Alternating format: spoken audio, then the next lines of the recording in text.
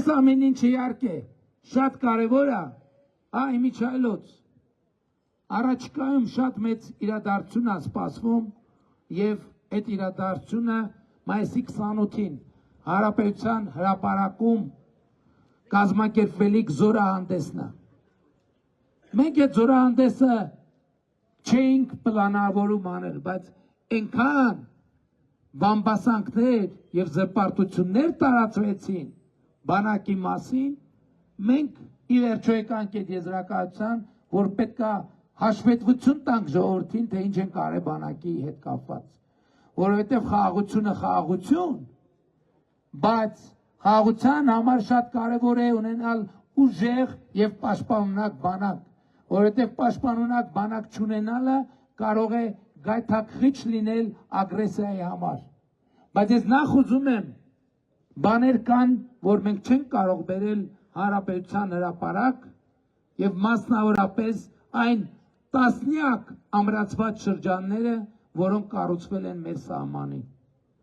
Այսօր մեր սահմանի երկայնքով տասնյակ ամրոցներ են կառուցվել, որոնք տասնամյակներով եւ հարյուրամյակներով ծառայելու են Հայաստանի պաշտպանունակությանը։ Միևնույն ժամանակ էականորեն բարելավելով դիրքերում եւ սահմանին ծառայության որակը։ Այդ պաշտպանական ամրացված շրջանում լոգարաններ կան, խոհանոցներ կան, հանգստի սենյակներ կան, էլեկտրոնային վերահսկողության համակարգեր կան, բայց ես ուրիշ բանի մասին եմ ուզում պատմել ձեզ, որի մասին ենթադրում եմ մի մասը գիտեք։ Մենք պաշտպան հայրենիակ ծրագիր ենք ներդրել բանակում եւ 18 տարեկան զորակոչիկները գնում են 6 ամիս վերապատրաստման արդյունքում ատեստավորվում են, պայմանագիր են կնքում, մարտական հերթապահությունից դուրս գիշերում են քնում են իրենց տներում եւ ամիսը կախված իրենց ատեստավորման տոկոսից 300, 400, 500, 600 հազար դրամ փող են տանում ամիսը իրենց տուն։ Նախկինում եթե զինվորի ծնողը պետք է մտածեր ոնց Նասկի եւ քաղցրավենիք ուղարկի, գուլպա եւ քաղցրավենիք ուղարկի իր ծառայող զավակին, այսօր պաշտպան հայրենիացով ծառայող զինվորը իր հայրական տունը եւ ընտանիքն է պահում։ Եվ ծառայության ավարտից հետո էլ 5 միլիոն դրամ լրացուցիչ պարգևավճար ստանալու։ Այսօր Վազգեն Սարգսյանի անվան ռազմական ակադեմիայի շրջանավարտները, որ կավարտեն սպայական կոչում կստանան եւ նշանակում կստանան բանակում, բնակարան են ստանում պետության կողմից սեպտեմբերի 1-ից։ Այսօր Վազգեն Սարգսյանի անվան ռազմական ակադեմիայի ուսանողները 170,000 կրթաթոշակ են ստանում։ Մոնտեմելքոնյանի անվան վարժարանի սաները 40 ավագ դպրոցադա 45,000 դրամ կրթաթոշակ են ստանում։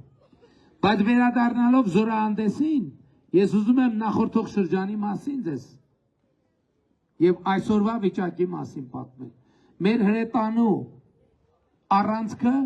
բանակի գոյության ողջ ընթացքում եղել է D30 հրանոթը։ Բայց Հայաստանը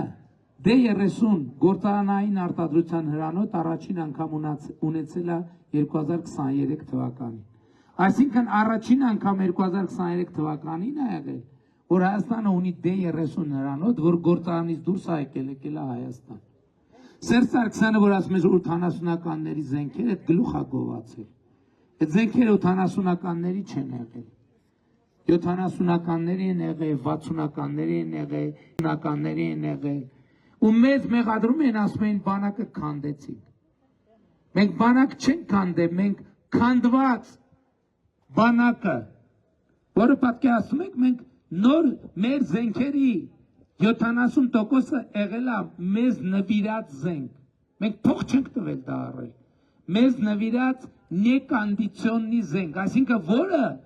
արդեն գործածումից դուրս գալու եզրին, կամ էլ գործածությունից դե ֆակտո դուրս է եկել,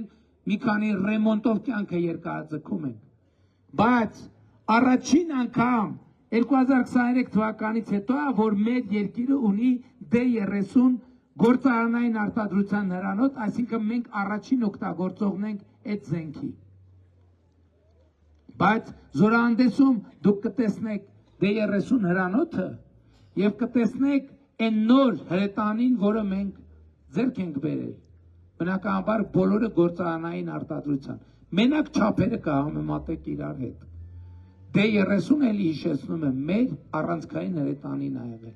Հիմա երբ որ զորահանդեսում կանցնի, դուք կնայեք նորի եւ հնի չափերը, D30-ի եւ նոր հրետանու չափերը, եւ ձեզ համար ամեն ինչ պարզ կլինի։ Իմիջայլոց, նաեւ ուզում եմ ասել, որ զորահանդեսով երբ որ տեխնիկան անցնի, Հանրապետության հրապարակով անցնելու է, բայց չի հեռանալու։ Ես հանձնարարել եմ, որպեսզի Տիգրան Մեծ պողոտայում մինչև ժամը 12-ը, այսինքն կեսգիշեր, այդ ամբողջ տեխնիկան մնա, որպեսզի մարդիկ գան տեսնեն։ Էդ էլ ինչի տեղավ այդ գաղափարը։ Էրեբունի վարչական շրջանում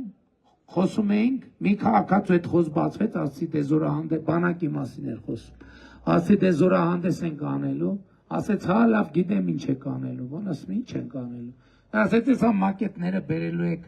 բանի կամերաների դեմով անցկացնեք, վզոցնելով տանեք, ոչ մեկ չենք ջոգելու, այդ ինչ էր, իսկական էր, իսկական չէր։ Շատ ծանր ազդեց այդ խոսակցությունը ինձ վրա։ Ես ասել լավ ոնց լուծեմ այս, եթե մի հոգի ասում է, հեսա բարձա չէ որ խոսվում է դա։ Դրա համար որոշեցի, որ զորահանդեսից հետո Տիգրան Մեծ պողոտայում ամբողջ տեխնիկան, ինչ որ ցուցադրվում է, կշարվի, որպեսզի մարդիկ մինչև երեկո գան, նայեն, տեսնելու հնարավորություն ունենա, եւ իմ կանխատեսումն է նա, որ այդ ամեն ինչը տեսնելուց հետո մարդիկ քեֆ անելու ցանկություն են ունենալու, որովհետեւ տեսնելու են իրենց նոր բանակը, որը նորա հագուստով, ռազմական տեխնիկայով, ընդ որում ցուցադրվող ռազմական տեխնիկայի մի մասը օտար երկրի արտադրությունն է, բայց շատ կարևոր մի հատված էլ Հայաստանի Հանրապետության արտադրությունն է։ 2018 թվականից մենք 170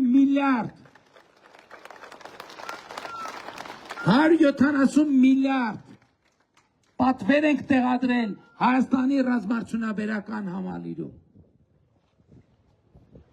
Եվ մենք այսօր ունենք ռազմարդյունաբերական համալիր։ Մենք 2017 թվի համեմատությամբ 2.7 անգամ գիտության ֆինանսավորումն ենք ավելացրել։ Գիտության ոլորտում մինչև 300% աշխատավարձեր ենք ավելացրել։ Եվ արդյունքում այսօր Հայաստանի Հանրապետությունը արդեն մի քանի հատ հաջող արտահանումներ իրականացրել միջազգային շուկա։ Հայաստանի Հանրապետությունը մտել է զենքի միջազգային շուկա ոչ միայն որպես գնորդ, այլև որպես վաճառող։ Եվ սա մի իրադարձություն է, որի կապակցությամբ ձեզ բոլորիդ շնորհավորում եմ։ Բայց այս ամեն ինչը ժողովուրդ ջան, մեզ պետք չի պատերազմի համար, մենք չենք պատերազմվում պատերազմի։ Մենք պատրաստվում ենք խաղաղության։ Եվ Հայաստանի Հանրապետությունում հաստատված է խաղաղություն եւ ամենամեծ առիթը ձեզ շնորհավորելու հենց հաստատված խաղաղությունն է։ Արդեն 2 տարուց ավելի Հայաստանի Հանրապետությունը սահմանին ոչ զոհ ունի, ոչ վիրավոր։ 2 տարուց ավելի ոչ զոհ եւ ոչ էլ վիրավոր։ Եվ ես շնորհավորում եմ բոլորիդ այդ առիթով։ 2025 թվականը առաջին օրացուցային տարին է, որ Հայաստանի մենք ոչ զոհ ունենք, ոչ վիրավոր։ Անկախությունից ի վեր ամեն տարի մենք սահմանին ունեցել ենք զոհեր եւ վիրավորներ։ Եվ մենք այսօր հաղթահարել ենք կոնֆլիկտը։ Մենք Հայաստանը դուրս ենք բերել կոնֆլիկտի թակարդից եւ հասել ենք խաղաղության։ Եվ առաջիկա ընտրությունների հիմնական հարցը հետևյալն է. ի վերջո Հայաստանի ժողովուրդը տեր կանգնելու է խաղաղությանը, թե տեր չի կանգնելու խաղաղությանը։ Եվ ես ասում եմ, որ մեր 9 ամսյա խաղաղությունը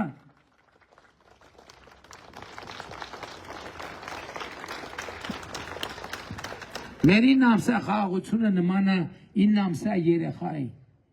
9 ամսյա երեխան ցանկացած տանը, որտեղ կա 9 ամսյա երեխա, այդ ընտանիքի ամենակարևոր անդամն է, ճիշտ է, 9 ամսական երեխան, պապիկներ։ 9 ամսական երեխան, այդ ընտանիքի ուրախությունն է, ճիշտ է։ Եվ այսօր էլ խաղաղությունը Հայաստանի ամենակարևոր ներկայությունն է եւ խաղաղությունն է, որ փոխել է մթնոլորտը Հայաստանի Հանրապետությունում։ Հայաստանի Հանրապետությունը այլևս դարդոտած երկիր չի, Հայաստանի Հանրապետությունը ուրախ երկիր է, Հայաստանի այդ թվում զբոսաշրջային առումով։ Ծաղկաձորը զգում է, որ Հայաստանում այս տարի հունվար-ապրիլին զբոսաշրջիկների թիվը մոտ 34%-ով ավելացել է, զգում է Ծաղկաձորը, թե չի զգում, հա, զգում է, թե չի զգում։ Եթե զգում է, ծափ տվեք, եթե չի զգում, ծափ մի տվեք։